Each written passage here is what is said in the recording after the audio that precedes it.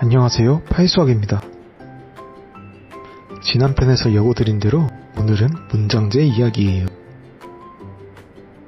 계산은 곧잘 하는데 문장으로 나오면 틀리는 아이들이 있죠. 문제를 대충 읽어서 그렇다고 생각하기 쉽습니다. 그런데 들여다보면 읽기의 문제가 아니에요. 5 빼기 2는? 하고 물으면 3초 만에 답하는 아이가 5개 중에 2개를 동생한테 줬어요 라는 문제 앞에서는 연필을 내려놓습니다. 계산을 못하는 걸까요? 글을 못 읽는 걸까요? 둘 다 아니에요. 문제집을 펴보면 표시가 선명하죠. 앞쪽 계산 문제는 줄줄이 동그라미 있대. 뒤쪽 문장제만 빨간 줄이에요. 그러면 이렇게 말하게 됩니다. 문제를 잘 읽어야지. 아이는 다시 읽어요. 소리내서 또박또박 읽습니다. 그리고 똑같이 틀려요. 어떤 아이는 아예 문장에서 숫자 2개만 찾아서 무조건 더해버립니다. 5하고 2가 있으니 찌. 계산도 되고 글도 읽는데 왜 틀릴까요? 읽기와 계산 사이에 아무도 가르쳐주지 않는 단계가 하나 있기 때문이에요. 그 빠진 단계가 번역입니다. 계산 문제는 이미 수학의 말로 쓰여 있어요. 5 빼기 2, 아이는 계산만 하면 되죠. 그런데 문장제는 우리말로 쓰여 있어서 수학의 말로 옮기는 일을 먼저 해야 해요. 계산 문제는 한 단계, 문장제는 2단계, 아이한테는 다른 종목인 거예요. 번역에서 제일 먼저 정할 건 방향이에요. 이야기 속에서 늘었는지 줄었는지 그것만 정해지면 기호는 따라옵니다. 받았다 모았다, 늘었으니 더하기, 줬다 먹었다, 줄었으니 빼기. 그런데 아이가 이 방향을 못 잡는 이유가 있어요. 이야기가 머릿속에서 장면으로 안 그려지는 겁니다. 글자만 훑고 숫자만 건져 올리니까 사물이 동생 손으로 건너가는 장면이 안 보이는 거예요. 장면이 보이면 방향은 저절로 보여요.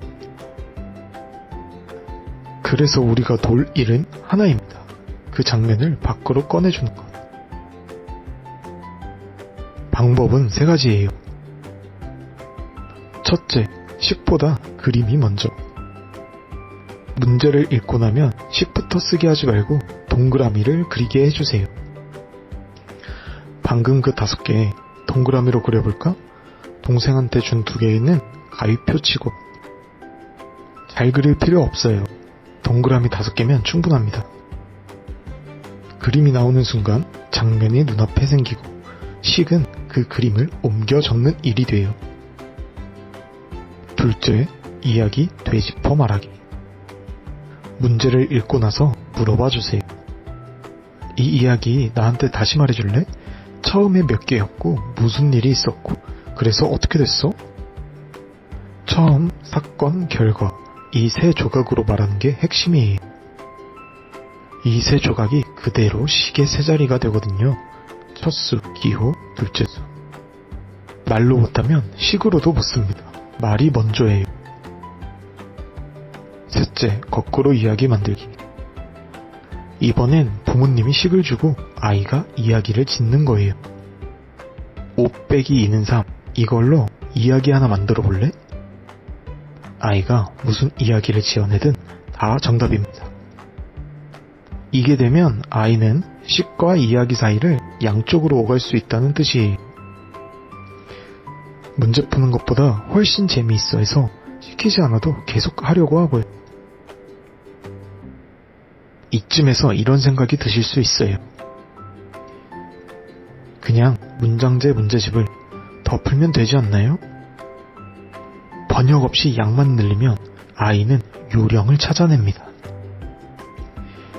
더하기, 빼기, 단어만 보고 찍는 습관이에요.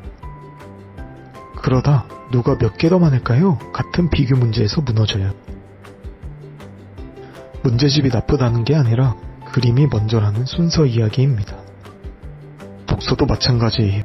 책을 많이 읽는 아이도 문장제는 똑같이 틀리거든요.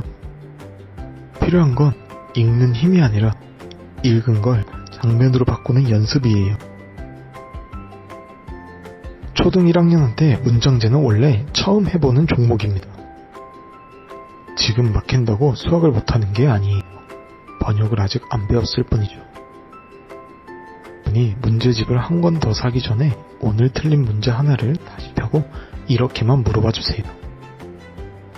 식 쓰기 전에 그림을 한번 그려볼까? 거기서부터 시작입니다. 다음 영상은 여러가지 방법으로 수 만들기예요. 수학은 답이 하나라고 생각하기 쉬운데 답으로 가는 길은 여러 갈래거든요.